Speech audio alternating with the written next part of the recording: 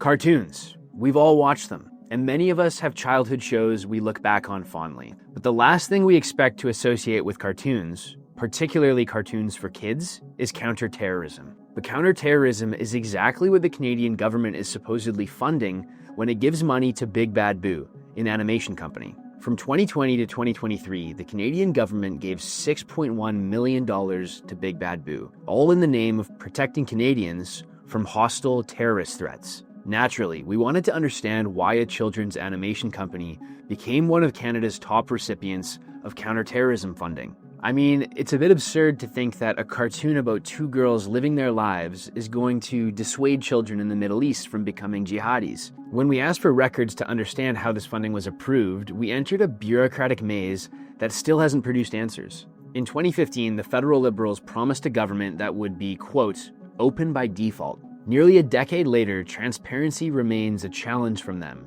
to say the least. In June 2024, Coastal Front submitted an access to information request to Global Affairs Canada. We wanted basic transparency about why Big Bad Boo Studios Inc., a for-profit animation company, had received millions of dollars through government aid programs. We asked for emails, memos, applications, anything explaining how and why this funding was approved. Nearly a year later, we still don't have a response. And since filing the request, we've received sporadic demands to narrow the scope or remove sections. But even when we considered those revisions, Global Affairs still refused to provide any timeline. Whether we revise the request or not, we've been told it could take years. Before this most recent ATIP request, Coastal Front had already obtained a portion of a project proposal related to earlier funding.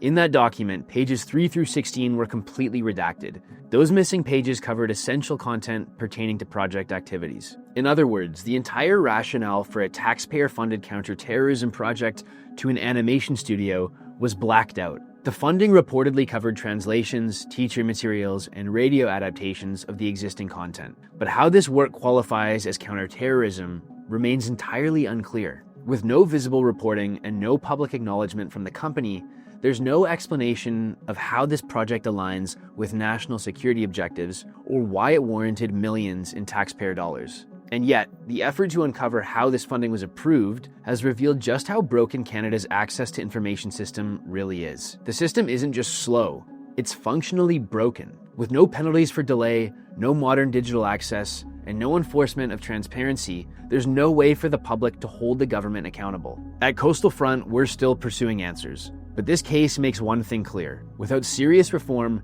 Canada's access to information system will continue to serve secrecy and not transparency for the public. I'm Reed Small, and thank you for watching. If you value independent investigative journalism, subscribe to the Coastal Front YouTube channel.